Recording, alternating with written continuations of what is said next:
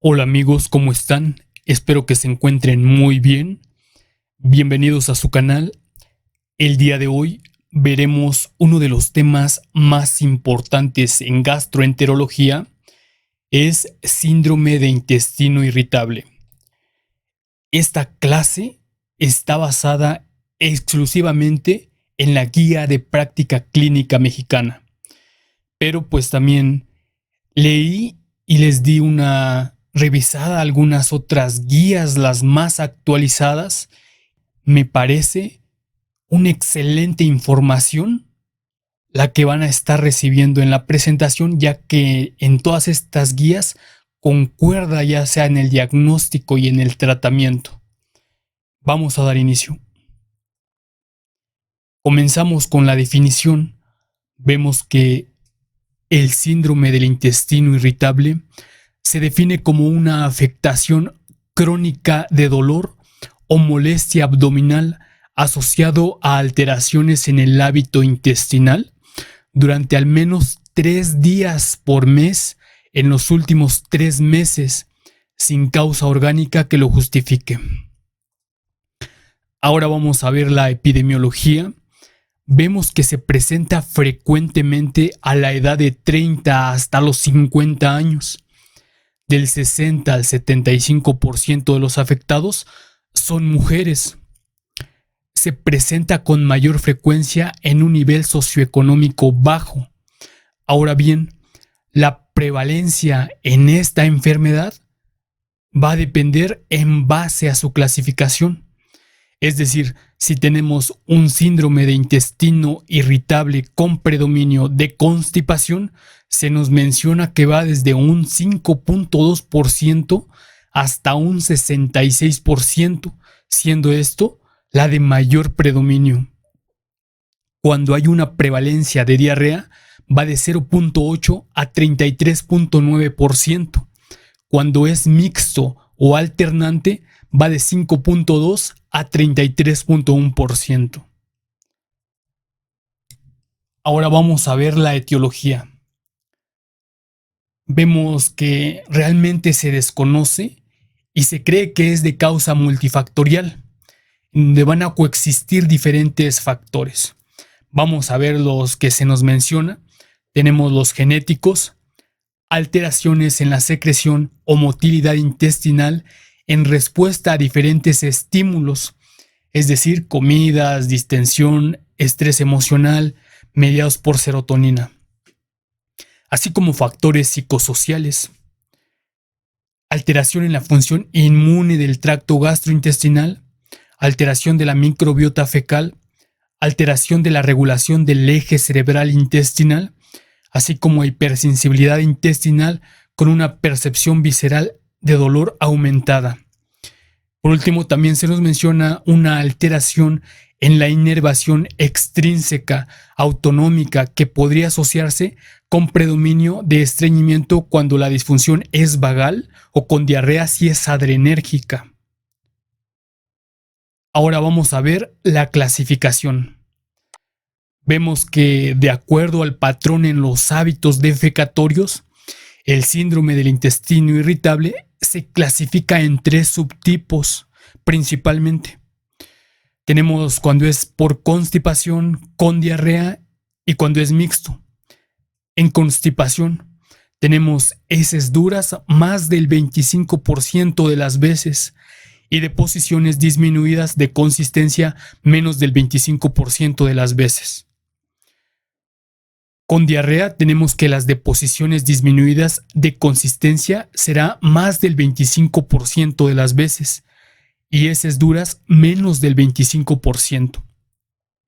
Ahora bien, cuando es mixto tenemos heces duras más del 25% de las veces y deposiciones disminuidas de consistencia más del 25% de las veces. Esto es muy importante porque en base a esto, pues va a ir el tratamiento. Entonces, vamos a pasar con lo siguiente. Ahora bien, la fisiopatología. Como vimos, la etiología no es realmente clara. Entonces, el por qué sucede esta enfermedad también va a ser explicado en base a distintos factores.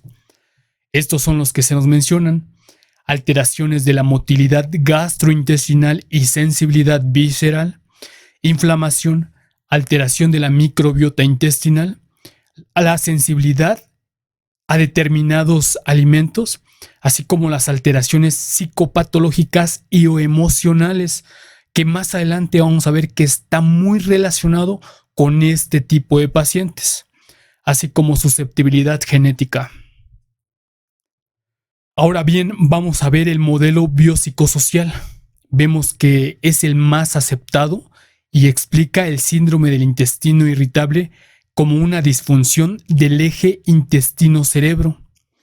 Va a estar condicionado por la susceptibilidad genética, factores fisiológicos y psicológicos, variables medioambientales y mecanismos individuales de afrontamiento. Vamos a profundizar un poco más en esto. Y pues aquí tenemos este cuadro como para que nosotros nos vayamos guiando en base a la explicación.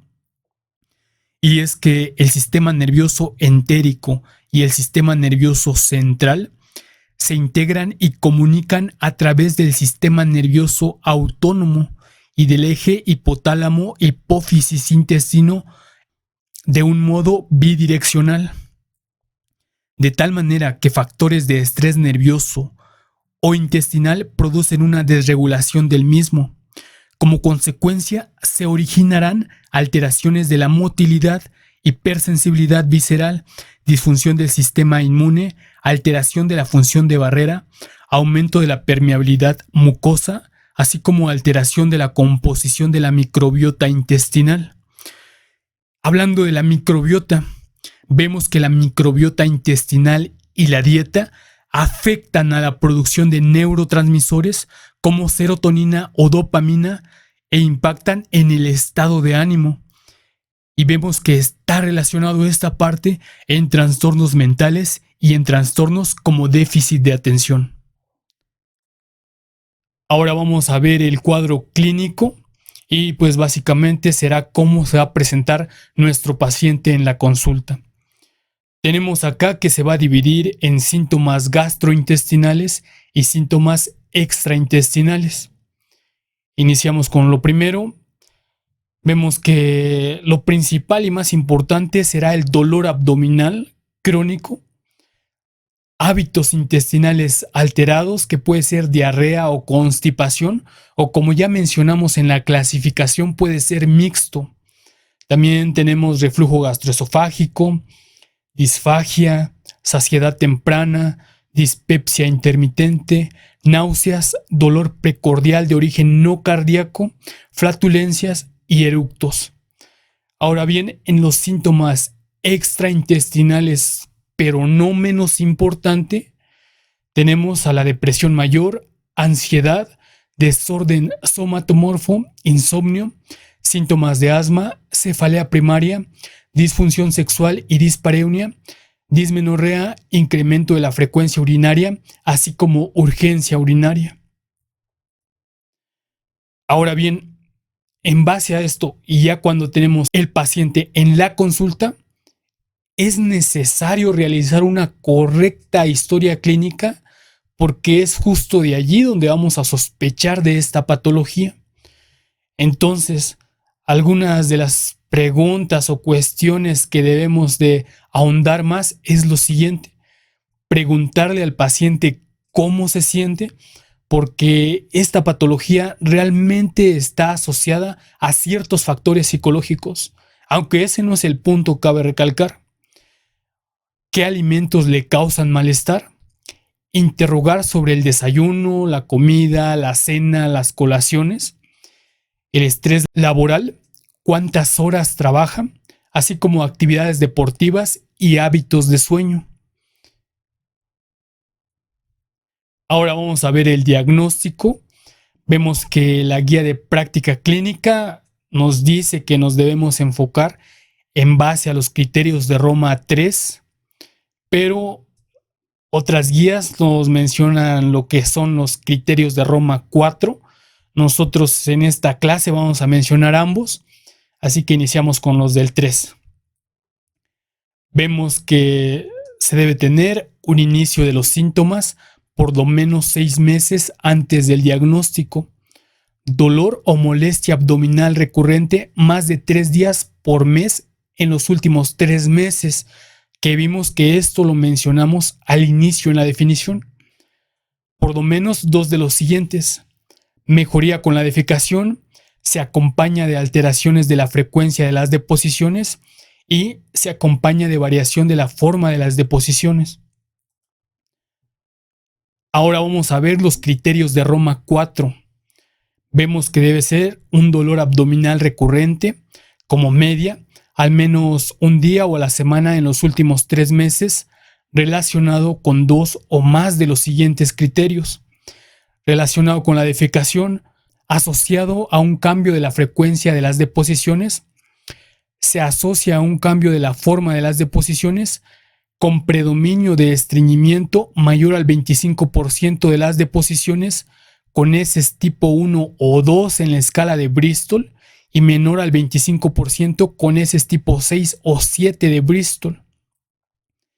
El hábito intestinal predominante se basa en la forma de las heces en los días con al menos una deposición alterada.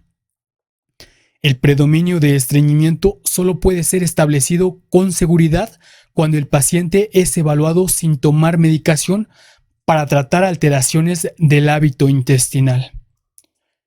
Entonces vemos que básicamente esto sería la pauta para realizar el diagnóstico. Ahora vamos a ver otra de las recomendaciones que nos hace la guía de práctica clínica, y es que se debe evaluar los datos de alarma o síntomas atípicos, ya que pueden representar afectación orgánica. Y dentro de estos tenemos el sangrado rectal, un dolor abdominal nocturno o progresivo, pérdida de peso, anormalidades como anemia, elevación en marcadores de inflamación o alteraciones electrolíticas, fiebre sin causa, aparición de síntomas después de los 50 años, antecedentes familiares de cáncer de colon, enfermedad celíaca, enfermedad inflamatoria intestinal y tumor abdominal o rectal. Ahora bien, es importante que si nosotros tenemos algunos de estos datos de alarma o síntomas atípicos, pues ahondar más en lo que es la historia clínica, o bien nos podemos apoyar en algunos estudios paraclínicos. Entonces, de allí va la importancia de conocer esto. Ahora vamos a ver algunas recomendaciones importantes que nos hace la GPC. Básicamente es en base a la colonoscopía, y dice que se recomienda realizar colonoscopía en pacientes con datos de alarma y en pacientes mayores de 50 años con el objetivo de escrutinio de cáncer colorectal. Entonces también podemos preguntar aquí antecedentes familiares, como para más o menos ir dándonos una idea. Cuando se decida realizar colonoscopía en pacientes con predominio de diarrea, se debe realizar la toma de biopsias, esto para descartar colitis microscópica. Ahora vamos a ver el tratamiento no farmacológico, que es básicamente un pilar muy importante, así como lo es el tratamiento farmacológico.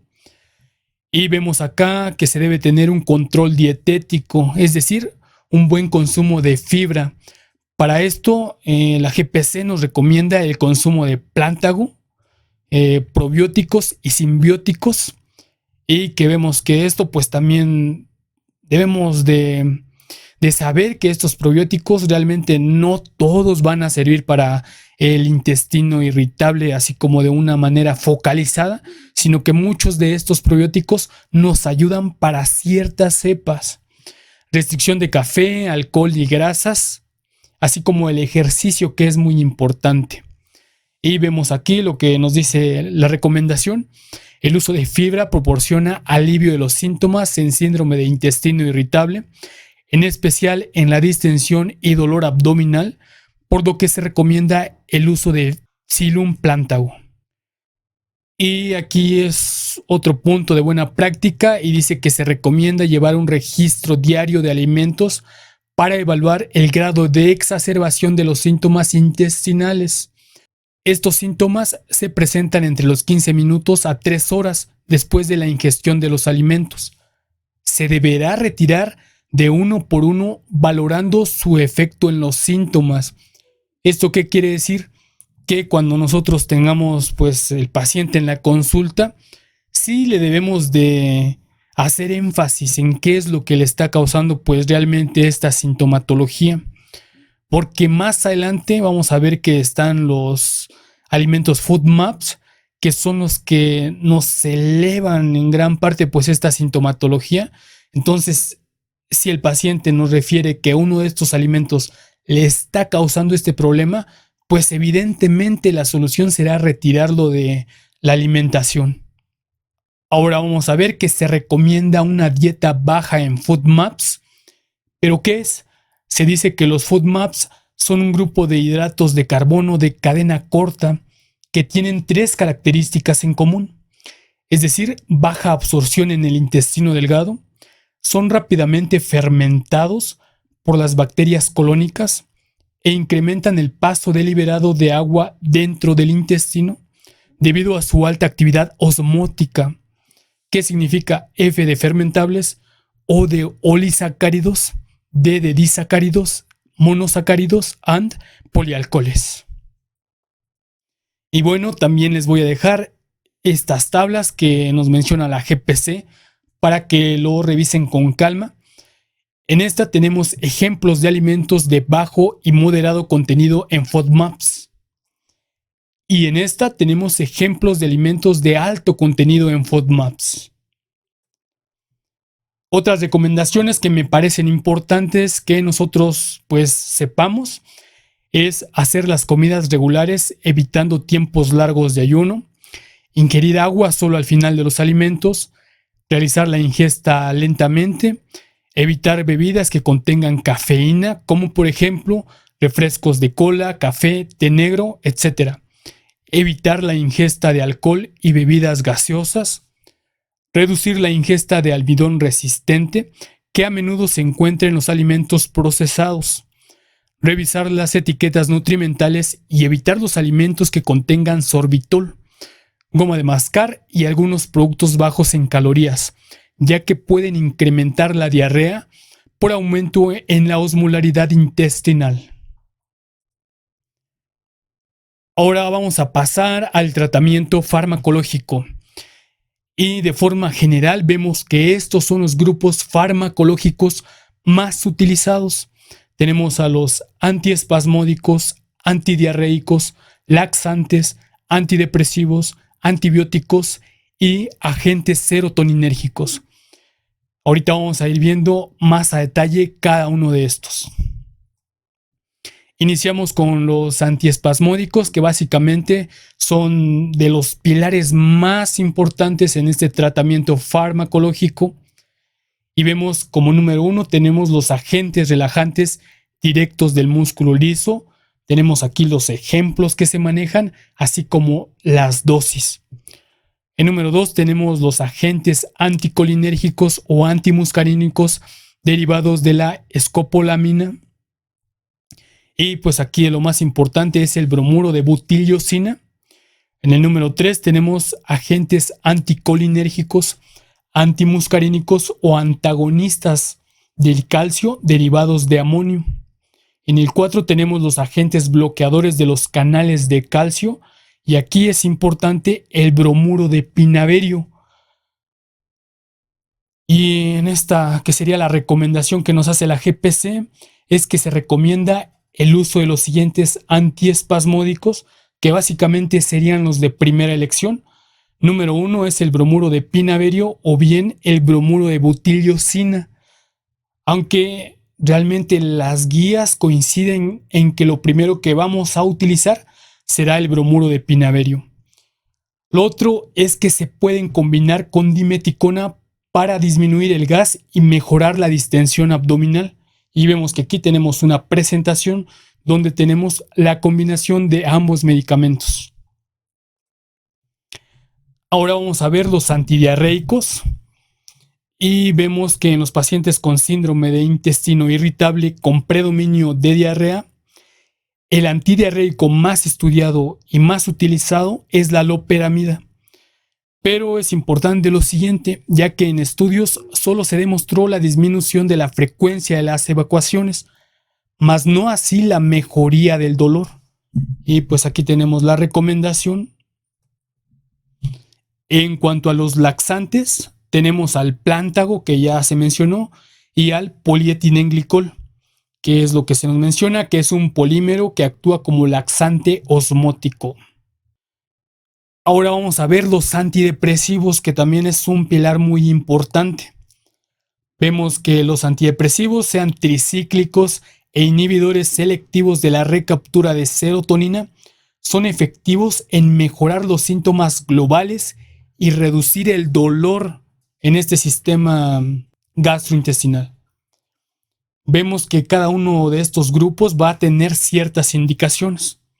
Vemos que los tricíclicos, por sus propiedades anticolinérgicas, también disminuyen el tiempo del tránsito intestinal, por lo que proporcionan beneficio en el síndrome del intestino irritable con predominio de diarrea.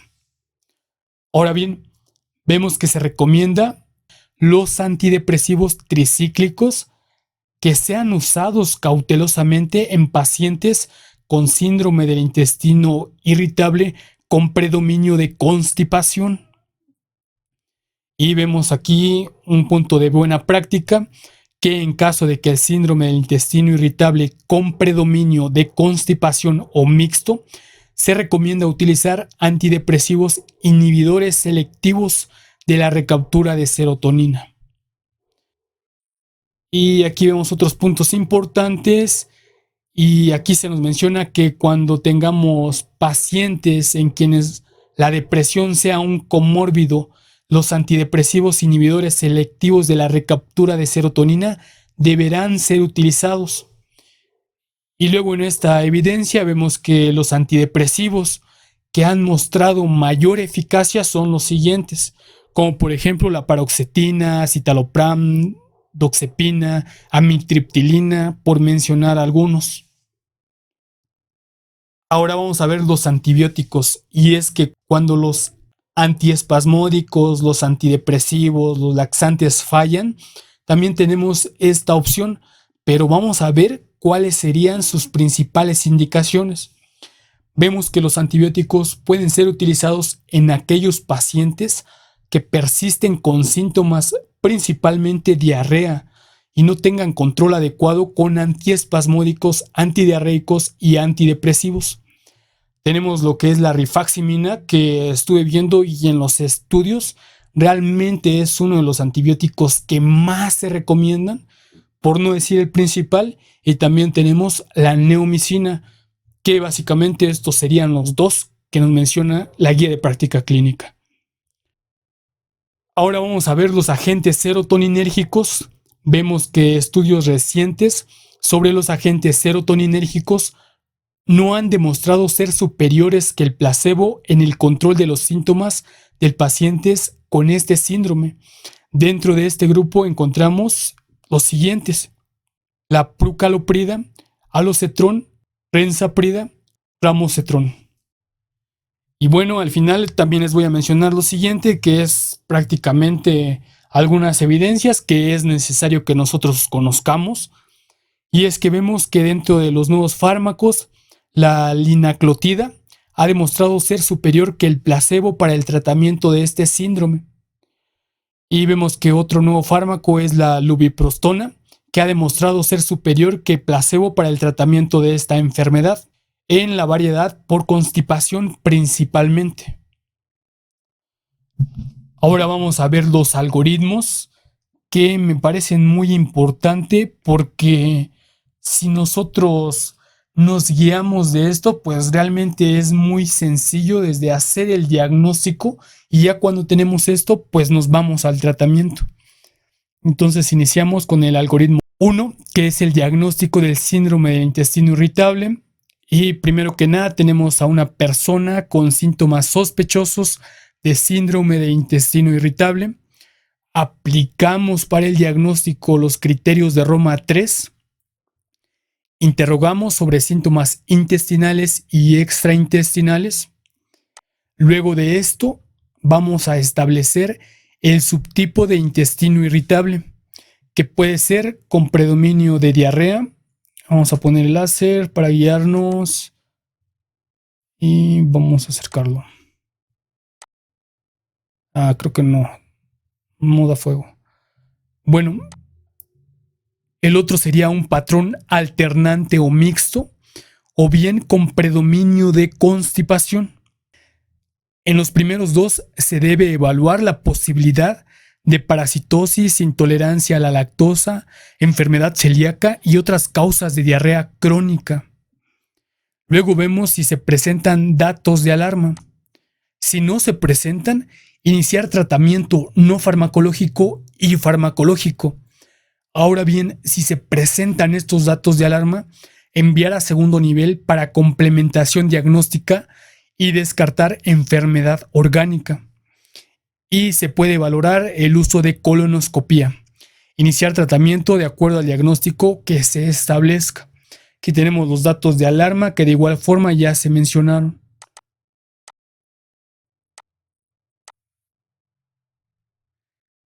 Ahora vamos a ver el algoritmo 2, que es sobre el tratamiento del síndrome del intestino irritable. Y pues aquí vamos a iniciar. Vamos a ver primero lo que es el tratamiento farmacológico. Y pues este también se va a basar en base a la clasificación. Cuando lo tenemos en predominio de diarrea, el tratamiento inicial será bromuro de pinaverio, butilliocina por razones necesarias y loperamida por razones necesarias. Cuando sea intestino irritable con patrón mixto o alternante, el tratamiento inicial será bromuro de pinaverio, butilliocina por razones necesarias, así como loperamida o plántago según los síntomas. En el intestino irritable con predominio de constipación, el tratamiento inicial, primero que nada, y como ya se ha mencionado, bromuro de pinaverio, plántago o bien apoyarnos de butilliocina por razones necesarias. Luego de esto vamos a evaluar la respuesta si es favorable en las 4 a 6 semanas. Si es favorable, continuar solo con tratamiento no farmacológico. Pero si esto no es favorable, vamos a agregar antidepresivos, como los inhibidores de la recaptura de serotonina, para el subtipo de constipación y el de mixto, y tricíclicos para cuando se obtiene el síndrome de intestino irritable con predominio de diarrea. Luego de esto vamos a evaluar la respuesta si es favorable a las 4 a 6 semanas. Si esto es favorable, se debe continuar con tratamiento farmacológico. Si no es favorable, se debe derivar a segundo nivel para complementación diagnóstica. Ahora bien, como ya mencionamos, podemos agregar los antibióticos. Aquí se nos menciona que podemos agregar la neomicina en el síndrome del intestino irritable con predominio mixto o con diarrea. Considerar el uso de polietilenglicol y considerar el cambio de antidepresivo. Y vemos que se debe valorar la respuesta favorable a las 4 a 6 semanas. Si esto es negativo, valorar pruebas diagnósticas para enfermedad orgánica. Ahora vamos a ver el tratamiento no farmacológico. Aquí tenemos la terapia cognitiva conductual, así como una terapia nutricional, que esto ya lo vimos a detalle. Y al final se nos dice que se debe continuar con tratamiento no farmacológico mientras persista esta enfermedad. Y bueno, amigos, al final les dejo la bibliografía, que es la Guía de Práctica Clínica Mexicana. Me parece una guía muy completa. Si les gusta el tema y quieren profundizar más, pues realmente hay otras guías y nuevos artículos, pero como les mencioné al inicio, esta guía contiene lo más importante que debemos de conocer. Espero que les haya gustado la explicación de este tema. Si el video les gustó, suscríbanse al canal, dejen un buen like y nos vemos con el siguiente tema.